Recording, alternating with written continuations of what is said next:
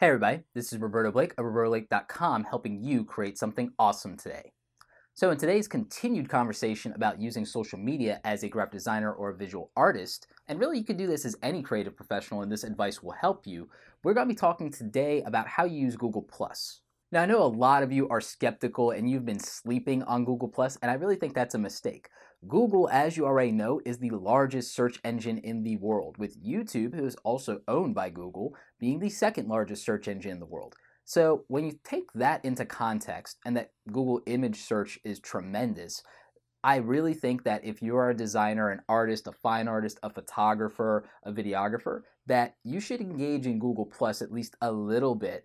And I really, as you know, believe in video content. And with Google and YouTube being so intertwined, I think that being on YouTube, which I will talk about in another video, um, would be very helpful for you in some capacity, at least if you're putting out something once a week or a couple times a month, and then using it in Google Plus and the fact that it'll help you rank in search. If you're doing blogs, I think you should be posting your blog post in Google Plus, sharing it in Google Plus communities so that people who value that content can find it directly from you, and that Google authorship plays a role there. Now I know that some people have cried that Google authorship and those things are dead, but I haven't seen any evidence of that. I've seen that things that I post in Google Plus end up being more popular, get searched more often, are indexed higher, and that's just been my experience with it. Now, granted, I know that I have more traction and authority than a lot of people starting out or at the lower end, but again, that has been my experience, and I believe that it will be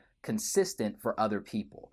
But beyond that, Google Plus is a tremendous platform for engaging with the small business community. The small business community in Google Plus is huge. So if you're a graphic designer or a visual artist, anybody who could help with the marketing effort of a small business person or have anything to offer a small business person, engaging there, building relationships, that's important because they can convert to new clients. And I think that that would be very big for you. One of my favorite clients actually is somebody that converted out of Google Plus. So I have seen a return on investment for my time there and the relationships I've been able to build. Also, for sharing images and being able to tag them and have the metadata for your name and so on and showing up in Google image search, YouTube is great for video, but Google Plus for photography and for artwork is amazing in terms of what it does for you. I've put individual photos up that have gotten tens of thousands of views, and that's well beyond what I get in like image platforms like Flickr. So I would say that if you want to post your visual content, get a lot of engagement, get a lot of feedback and stuff that again might convert, maybe people decide to hire you based on that, I would say post your portfolio as individual images in Google Plus. And for search capability, go ahead and post your PDF of your portfolio up there as well. Post as much content as you possibly can, blog post, etc. Now, in terms of how you engage, Google Plus is also great because of Google Hangouts. And I'm not just talking about Hangouts on air for video. I mean that if you have a group of people you want to collaborate with, or sometimes I've had clients for consulting or for brand deals that will do Google Hangouts, and we'll go ahead and we'll have a private conversation there.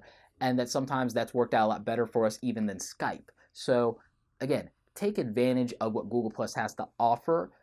Go deep with it. Use it as a platform for sharing content. Use it as a platform for building relationships, and understand that the deeper you can go with Google, the largest search engine in the world, it's probably better for your marketing and branding that you do that rather than not, just because the kids aren't interested in that platform. The business people love that platform. The marketing people, they're going all in on SEO, so they are engaged in Google as much as they can.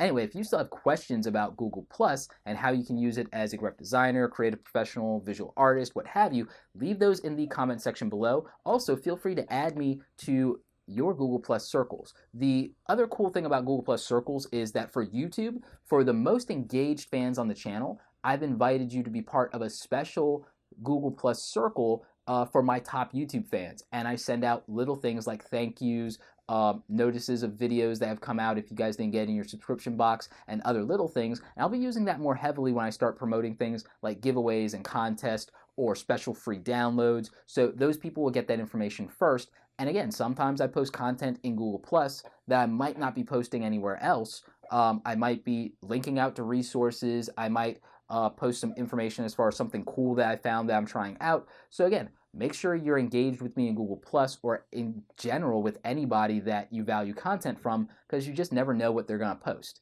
Anyway, like this video if you like it. Don't forget to subscribe. Check out the other awesome content on the channel. As always, you guys, thanks so much for watching, and don't forget, create something awesome today and share it in social.